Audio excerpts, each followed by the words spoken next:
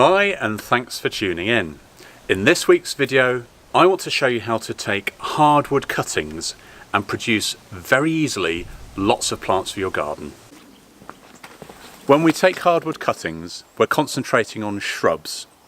Not all shrubs will lend themselves to being propagated this way, so you will have to do a bit of homework yourself. Today I'm looking at a rose, a fig and a brightly coloured winter stem dogwood. This shrub rose is one of my favourites, called James Mason. Now in the case of this rose, as with all roses, you get this softer wispy growth at the tips, and that's the most recent material that the plant has produced.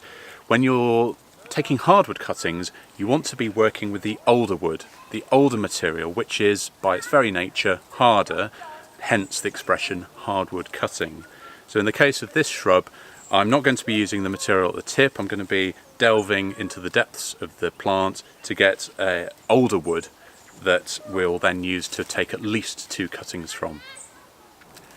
When it comes to choosing a stem, go for one that looks really healthy, it's good and strong, there's no blemishes or any sort of manky leaves.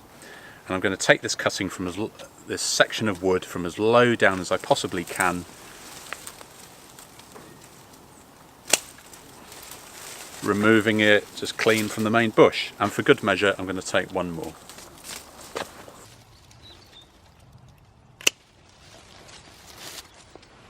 So this is our second shrub. This is dogwood and it's Cornus alba sibirica. You grow it for these brightly coloured stems in the winter time when it's lost its leaves, and they're very easy to do as hardwood cuttings. And it's a similar story in terms of what I'm looking for as I did with the rose, which is good, strong, healthy stems. And also you need to choose stems that aren't too thin but equally aren't too thick. The dimensions you're focusing on are those of a pencil. So there's a nice strong shoot here, and I'm going to get at least 2 or 3 cuttings from this. So same story as the rose, you take a good strong shoot from low down, and just to be on the safe side I'm going to take one more as well. And this is my next shrub. This is a fig, and this is one called brown turkey. It's a really good, strong, reliable plant, and many people think you can't grow figs in the north of England at least, but I find these are really terrific plants and they do extremely well as hardwood cuttings. So I'm going to take a good strong shoot from this. They're shorter, they're stumpier than the rose or the dogwood, but nonetheless same principles apply. Healthy shoots, think about that pencil and you can't go wrong.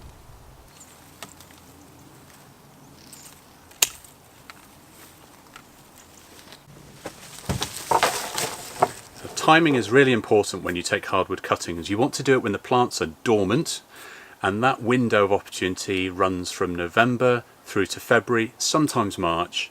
But if you can stick to the November to February window, then you'll get the best results. So the first one I'm going to do is the rose. Now I've already mentioned the idea of pencil size dimensions.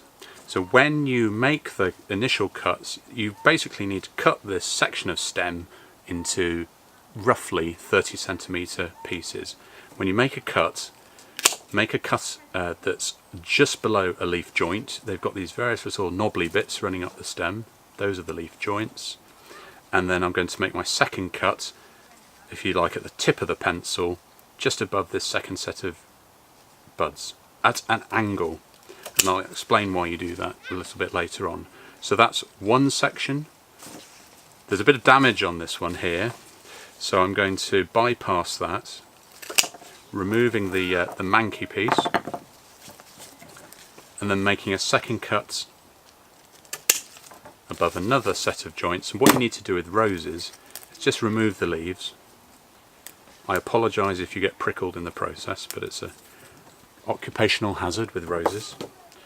And there we have 2 almost equally sized pieces of material, and it's this kind of size and dimension that I'm wanting you to look at. Okay, it's shrub number 2, and this is our Cornus, the dogwood with these beautiful bright red stems. Same story as I've just been talking about with the rose.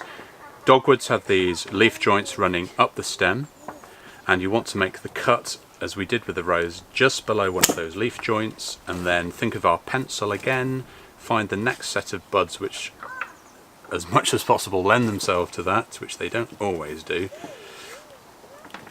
A slightly stumpy pencil, but nonetheless, here you've got that straight cut at the base, and then that angled cut just at the tip there.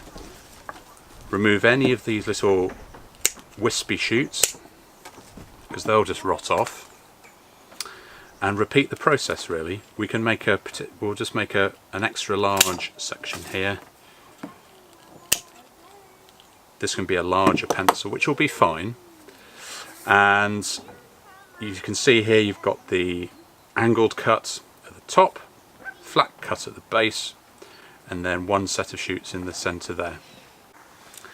And our third shrub, which is the fig brown turkey. Really lovely stocky shoots to work with these, and these are very straightforward to work with because they've got very distinct leaf joints. They're slightly wonky as shoots, but that won't affect how they develop.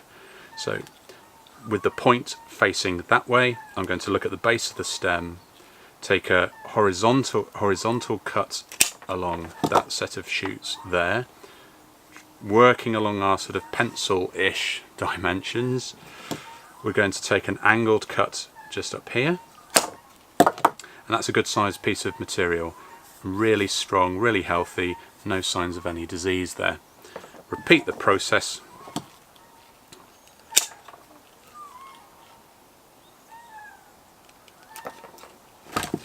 And you'll notice there that I cut the tip, the growing tip if you like, of the shoot there. Good to take that off, because then all the effort for the plant then is focused on rooting rather than developing another shoot, if you like.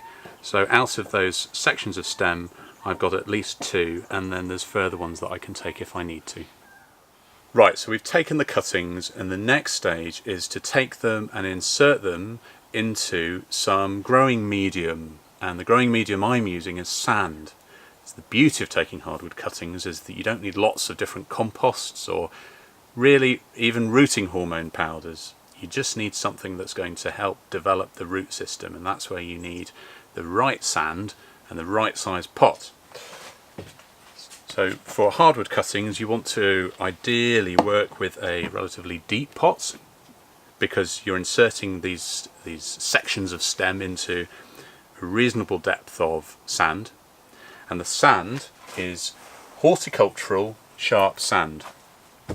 It's a very simple material to use. There's no feed in here, there's nothing other than the sand itself. It's quite damp, but other than that you don't need much more than that, particularly to get it through the winter. So you take the sand, fill it into the pot, and you're not making a sand castle here. You don't need to jam the stuff in, although it might be quite fun to make a sandcastle. And that's all I'm going to do. I'm not going to try and force it in any more than that. Now this is the point at which it makes sense why I said to cut the stems the way we do, because it's very easy to lose your bearings as to which way up the stem is. So the flat cuts that we made was at the lower base of the stem, and then the angled cut that was made at the tip tells you that's the uppermost point that wants to be sticking out of the pot. But it's not just for that reason, it's also that angled cut that you make means that any moisture which might form on that surface runs away from the main shoot. You take the stem and you insert it into the sand about halfway up. Take the second one, making sure you've got your pointy tip at the top. And I'm going to put all the cuttings in the same pot. Our oversized enormous pencil, I do apologise about this, that goes into here. That's the beauty of using a deep pot, is that you can actually get a decent length in. Our second one, looking for the pointy tip, you see I had to think there, pointy tip at the top. So our dogwoods are in, and now it's the turn of the fig. Flat surface at the base, insert it in halfway, and the same with the second section there. So it's November now. I wouldn't expect to see anything happening with these until late spring at the earliest, and really these need to stay in this pot until the autumn. And next autumn you'll take them out of the pots, and hopefully with a bit of luck there'll be a decent root system developed there. You can then take those plants and either pot them on or even plant them out into the garden. So all I'm going to do now is label these up, water them lightly, and put this pot somewhere out of the worst of the rain. The ideal place would be somewhere like an unheated greenhouse or a cold frame, and a cold frame can be as simple as an old sash window on top of some bricks, just to cover the surface of the plant material you've been working with.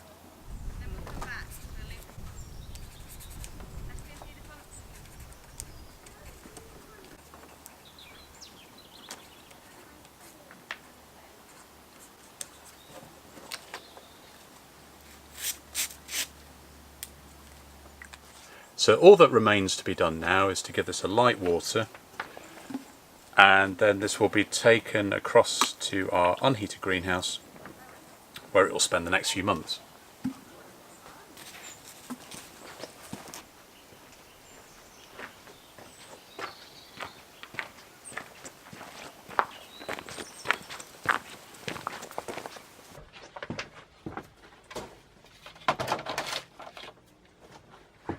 Now, taking hardwood cuttings is a really good place to start with producing more plants, and for future videos when I look at other techniques that I hope you'll find equally as useful, then hit the subscribe button below and you won't miss out on any future videos.